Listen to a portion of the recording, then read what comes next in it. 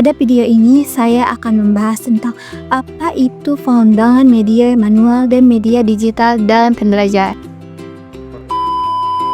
Nah, pengembangan media pembelajaran adalah proses perancangan, proses membuat ataupun menyusun alat atau bahan ajar yang bisa digunakan untuk mendukung proses kegiatan pembelajaran.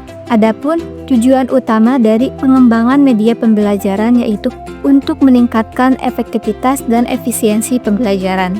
Selain itu, media pembelajaran juga bertujuan untuk menyampaikan materi yang disampaikan oleh guru supaya lebih menarik, mudah dipahami, dan tentunya sesuai dengan kebutuhan peserta didik. Jadi, media pembelajaran bukan hanya sekedar alat ataupun bahan ajar yang disampaikan untuk menyampaikan materi, tetapi bagaimana alat itu bisa membantu guru dalam menyampaikan materi yang sesuai dengan minat dan bakat peserta didik. Tentunya supaya peserta didik juga tertarik dan termotivasi akan pembelajaran tersebut. Nah, selanjutnya ada media pembelajaran manual. Media pembelajaran manual adalah media pembelajaran yang tidak memanfaatkan teknologi modern. Jadi, media ini tanpa bantuan teknologi.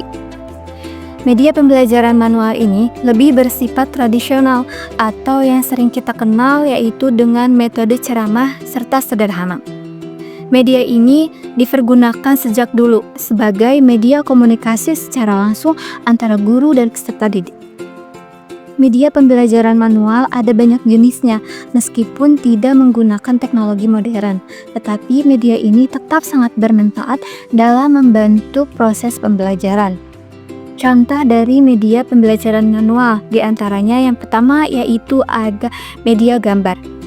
Nah, media gambar ini adalah alat visual yang membantu peserta didik untuk memahami materi lewat tampilan yang bisa dilihat secara langsung.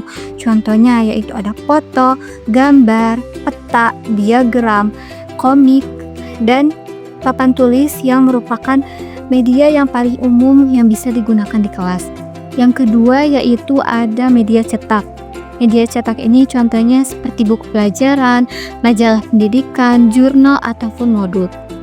Setiap media pembelajaran pasti mempunyai kelebihan dan kekurangannya. Yang pertama yaitu ada kelebihan media manual. Biaya lebih murah dan terjangkau. Media seperti buku, papan tulis, gambar biasanya lebih ekonomis dibandingkan dengan perangkat digital. Nah, ini sangat membantu sekolah ataupun daerah yang memiliki keterbatasan fasilitas. Yang kedua yaitu mudah digunakan dan disiapkan. Biasanya media manual ini tidak memerlukan keterampilan khusus ataupun pelatihan khusus. Nah, media ini juga cocok digunakan untuk interaksi langsung. Selanjutnya yaitu ada kekurangan dari media manual. Yang pertama yaitu informasi terbatas. Media ini mungkin tidak menyajikan informasi terkini atau akses ke sumber belajar lain. Tetapi, jika ingin mencari informasi tambahan, maka bisa membuka buku lain. Yang kedua yaitu kurang interaktif dan visual. Media pembelajaran ini cenderung kurang interaktif atau mungkin tidak mampu mengalihkan perhatian peserta didik yang sudah terbiasa menggunakan teknologi digital.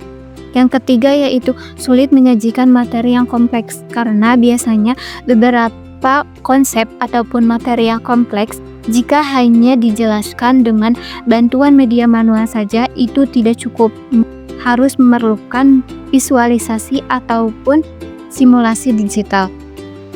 Selanjutnya yaitu ada media pembelajaran digital. Media pembelajaran digital ini adalah alat bantu belajar yang menggunakan teknologi modern yang sedang berkembang pesat saat ini dan banyak digunakan dalam proses pembelajaran. Tujuan utama dari pemanfaatan media pembelajaran digital ini harapannya bisa meningkatkan motivasi peserta didik agar lebih antusias dalam proses belajar. Dan media ini tentunya sedang banyak sekali digunakan di sekolah-sekolah karena dianggap lebih efektif dan interaktif. Selanjutnya yaitu contoh dari media pembelajaran digital. Yang pertama yaitu ada multimedia interaktif. Multimedia interaktif ini merupakan gabungan dari beberapa unsur seperti gambar, foto, audio, video, ataupun animasi.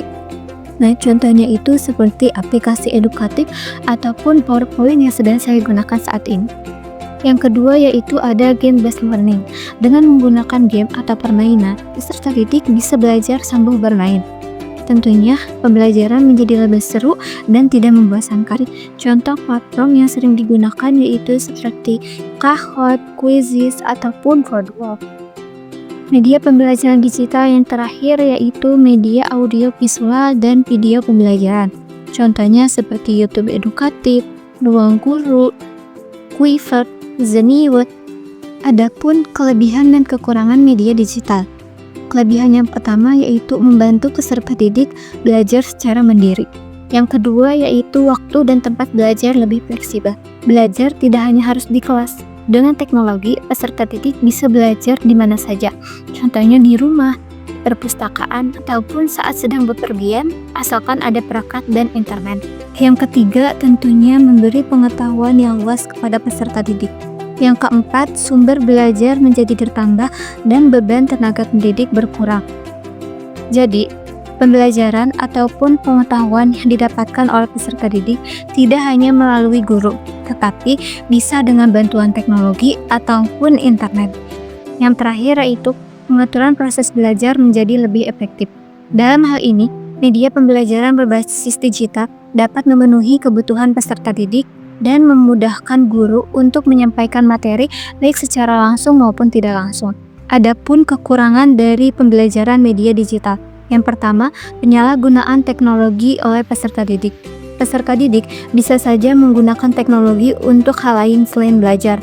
Contohnya seperti mereka malah asik bermain game ataupun bermain media sosial. Yang kedua yaitu susah diakses. Tentunya, media digital ini memerlukan perangkat dan koneksi internet, tetapi sayangnya tidak semua siswa mempunyai koneksi yang memadai.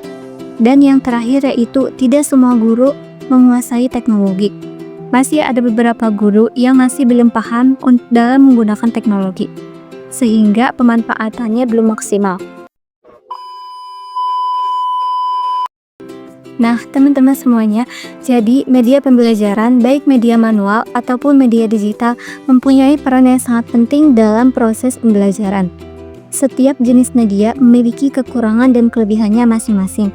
Oleh karena itu, penggunaan kedua jenis media ini harus dilakukan secara seimbang, serta harus menyesuaikan dengan karakter peserta didik dan kondisi sarana prasarana yang tersedia. Sekian yang dapat saya sampaikan. Terima kasih atas perhatiannya. Assalamualaikum warahmatullahi wabarakatuh.